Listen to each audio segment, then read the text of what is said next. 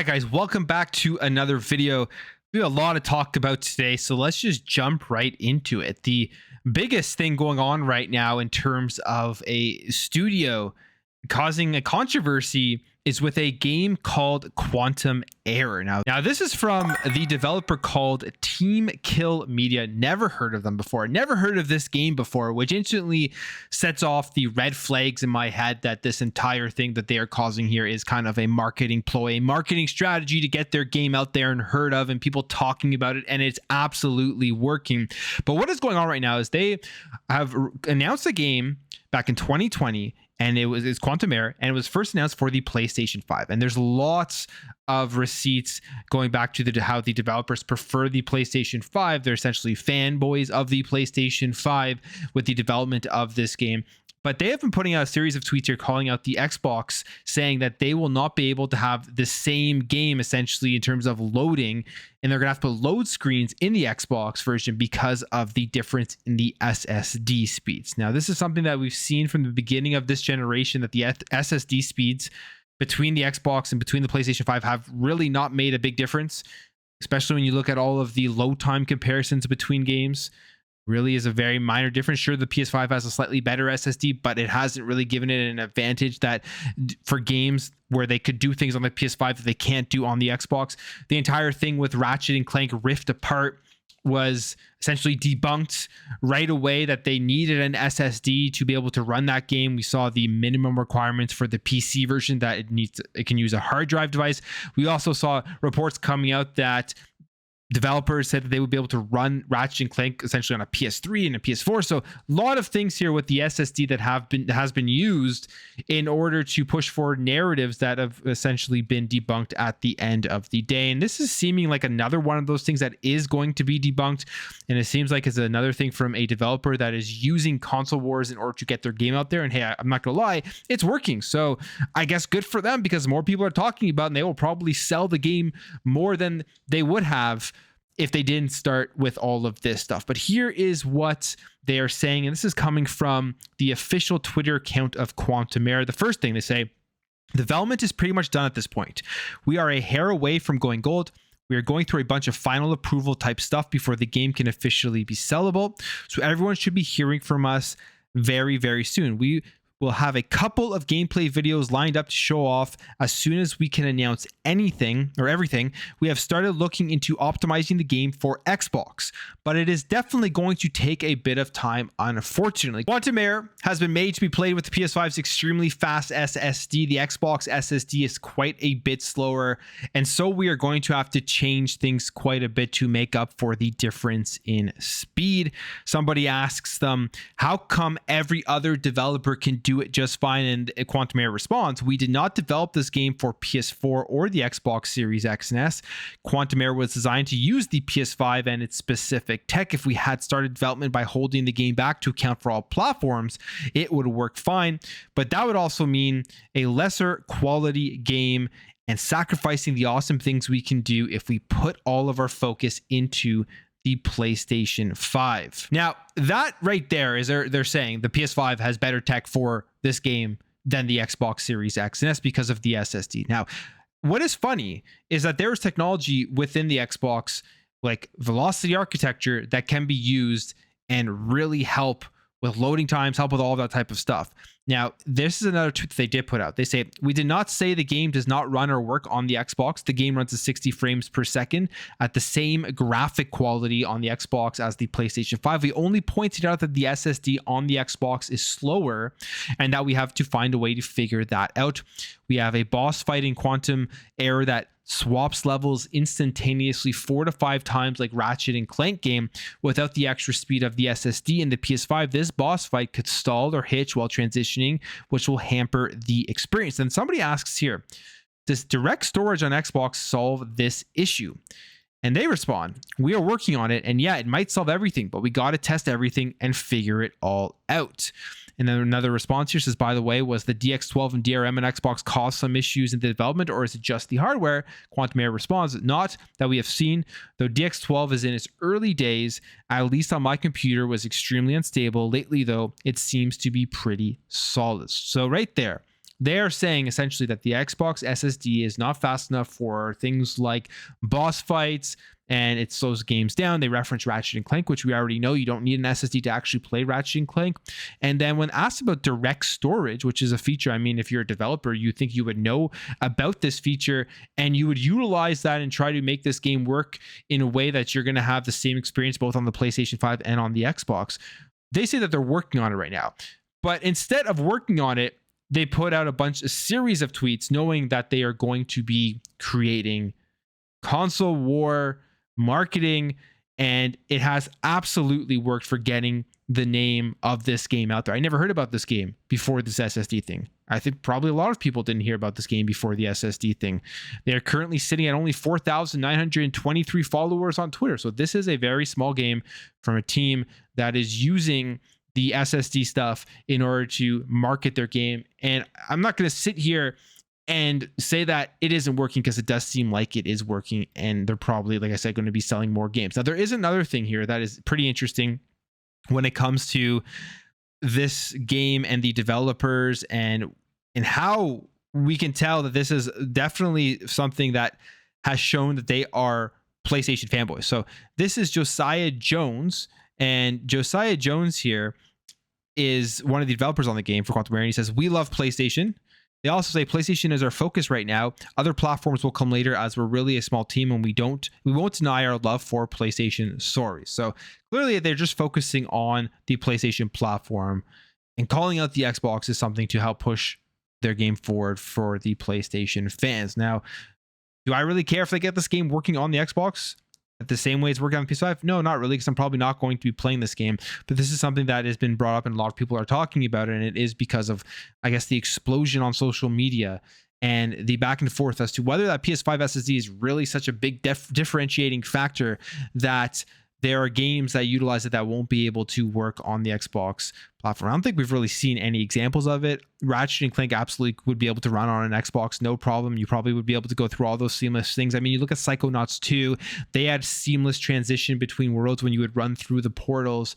I think this is just, again, I guess I'll say this for the third time at the end of the day, a marketing ploy from a small developer that's trying to get their name out there and trying to get notoriety for a game that probably not a lot of people heard about or were even going to think about playing when it was released. All right, let's jump over here and talk about Project Q. So as we know, Project Q is a mobile PlayStation device, and I believe it is only for remote play. You're not actually going to be able to take this thing out on the go with you and play games via the cloud or for downloading games or anything like that. It's only going to be remote play connected to your PlayStation 5, just a mobile way to play rather than playing it on a big screen when you're inside of your home. This was announced at the PlayStation Showcase, and I think there was a split amongst the reactions. Some people thought it looked cool. Some people thought something that would be getting day one. A lot of other people thought that it was kind of useless, and what was the point of this? I'm on the side that I'm not that interested in it. I can see it having some usefulness if you are in a home where your PS5 is connected to a screen that is used all the time and you want to sit there and play games,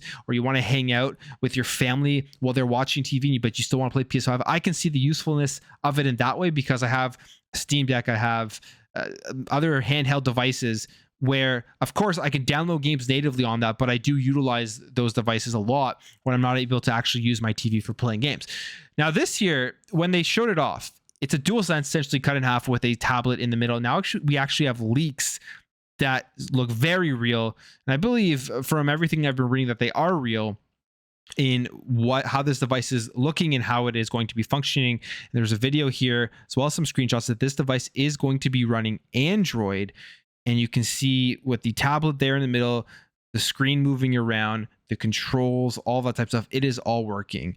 It is not any more fancy than I think we thought it was going to be. It literally is just an expanded, as you can see in the back there, an expanded DualSense with a tablet plopped right in the middle of it. And that's it. That's all it is. And we'll see how this works and how many people buy it, how well it sells, and what the price will be when it officially gets all of that information. But it looks like it's close to development. And then you look inside of the actual device itself. It doesn't really look like there's too much there. But I guess we'll wait and see if there's any more design changes before this thing actually comes out. And I'm actually super interested to see how well it sells. What's the attach rate of this to the PlayStation 5 consoles. All right, let's jump over here. Let's talk about the mid-gen refreshes, the PlayStation 5 Pro leak, all of that type of stuff. I did make a video specifically talking about the PS5 Pro leak, and it looks like more and more that this is going to be a real thing and that they are going to be releasing this. I believe they said in November of 2024, around that time is when the PS5 Pro will be coming out. And it seemingly, from what we are seeing from the compute unit stuff, it's going to be slightly more powerful than the Xbox Series X, but you can't really tell the power of it based off of the leaks that have come out. It will be more powerful than the Series X, you can assume, with the PS5 Pro, or there'd be really no point in them releasing the console itself. So the question that everyone is asking, I think, right now, is Xbox going to counter? There's a lot of differing opinions here in terms of whether they can do it, whether they should do it, all of that type of stuff. I put out a Twitter post and great conversations on my Twitter. One of the things that was brought up was that they already have 2 SKUs, so they're not going to be able to do that because it would alienate the Xbox Series S way too much. If they were to put out a 3rd SKU, it would be too hard for developers to have to actually optimize those games for all 3 of the Xbox consoles. Now, I feel like that is a great point, and that's maybe something that Xbox has kind of held themselves back with by having these 2 SKUs launched, that they won't be able to put out a more powerful Xbox Series X Pro.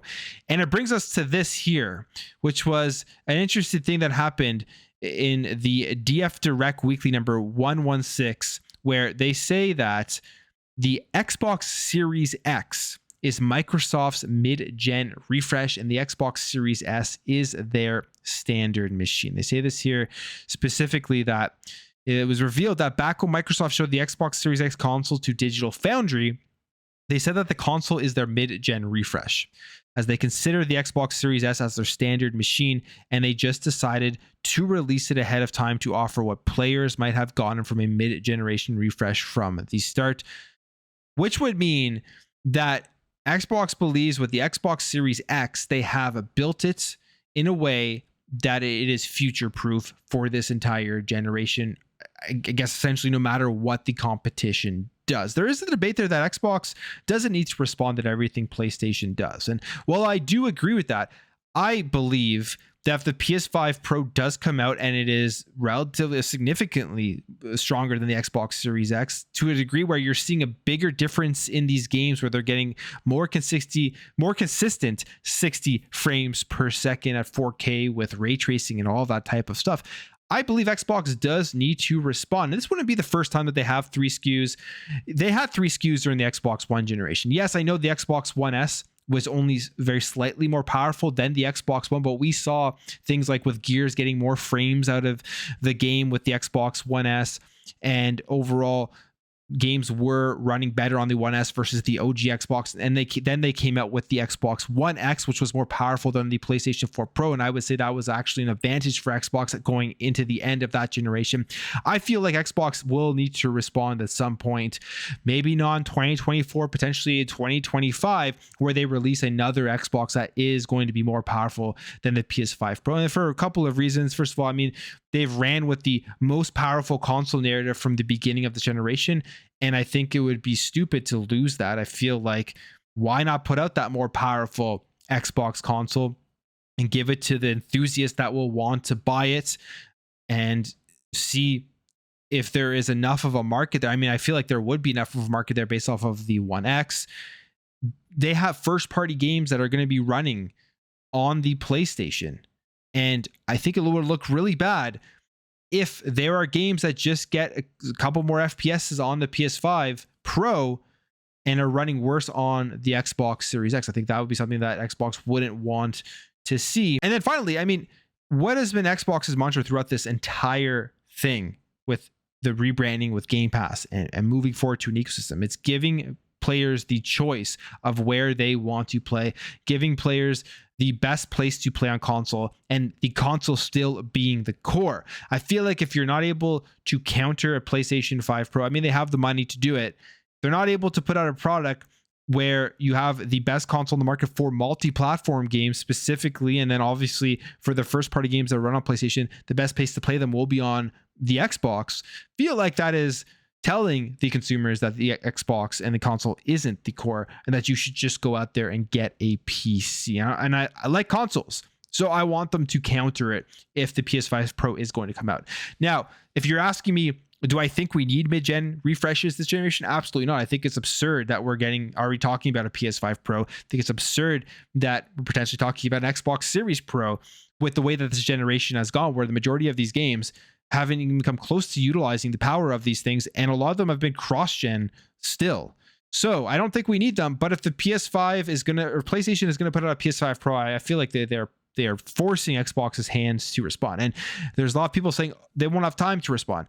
Xbox is developing a new console as we speak. They've probably been developing a new console for years. Since as soon as this thing released, a new Xbox has been in development. At least they've been thinking about it. So the question is, do they put out a Pro Xbox Series console, or do they start the next generation early, a year early or so, compared to what PlayStation does? And one way or another, unless a console isn't going to be the core of Xbox anymore, I think that they will have to respond, even though they are saying here that the Series X is a mid-gen refresh. And maybe as well, add on to this, once all of the tools are actually being utilized in the Series X, we won't even see a performance difference between a PS5 Pro and the Xbox Series X. And then that would negate any of these arguments that they do actually need to provide something that gives the best console performance. All right, and just a quick rundown of a couple more things I do want to quickly go over. First of all, if you've played any of these older Sega games, Altered Beast and Gunstar Heroes, they are awesome games.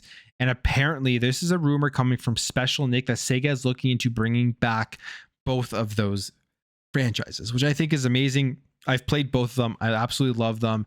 And you could do so much with these franchises, whether it's just remaking them with better graphics and really cool side-scrolling action, or for something like Altered Beast, I think you could easily make a third-person action open world style of game. So I really hope that these do come back. I really hope Sega starts bringing back some of these IPs that they've abandoned for so long, and maybe we see some sort of future partnership with Xbox. Maybe these games jump into Xbox Game Pass. We know that they signed that partnership with Sega and Xbox for Super Game and the utilization of cloud technology. So it'll be interesting to see what other type of stuff that they do end up working together with. And then also we have Sarah Bond here, who is continuously doing these game teases, and they may mean absolutely nothing, but she did another one here, and it's with these emojis, and saying these emojis equal the Street Fighter 30th anniversary collection, which can only make you sit here and speculate that this is a game that will be announced for Xbox Game Pass or something to do with Xbox in the future,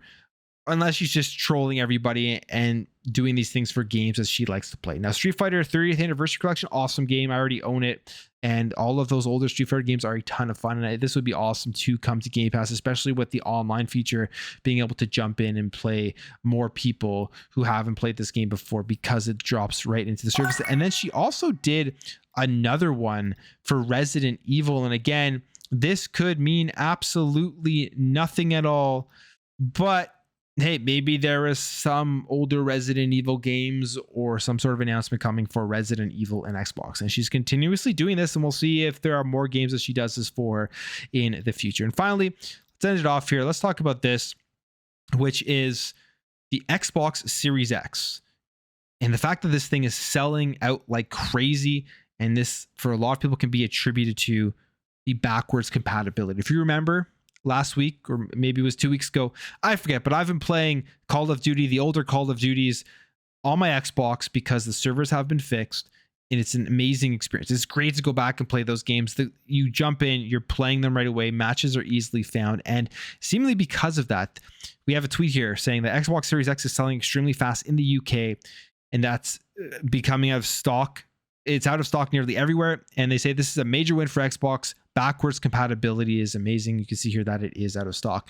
And this isn't the first tweet I've seen with stock running out in places, especially after the whole Call of Duty things. It shows a couple of things here. One, the backwards compatibility features on the Xbox are the best out of all the consoles, obviously. And they don't get enough, I guess, credit as to how much people actually want to utilize these features and how excited people get when these older franchises are able to be played easily on the current generation hardware. And two, the power of Call of Duty is actually insane. And I think this is Xbox testing out how they're going to be able to utilize these older IPs in the future when the deal closes to generate more excitement, more subscriptions to Game Pass, and more people jumping in on to Xbox specifically to play these games, because they don't work on PlayStation, these older Call of Duties. Everybody's talking about them again, and everyone's talking about playing them on the Xbox console. I've seen tons of people on social media just asking what is going on, do they work, and then getting the answer that they do work, and then saying that they're going to go out and pick up an Xbox to be able to. So it's pretty cool what's going on here, and I hope they do more of this with other franchises. We know they also did this with Shadowrun, which was an awesome Xbox 360 multiplayer game back in the day. But I will leave the video there, guys. If you did enjoy this video, make sure to hit that thumbs up. If you are new here, hit that subscribe, and I will catch you guys in the next video.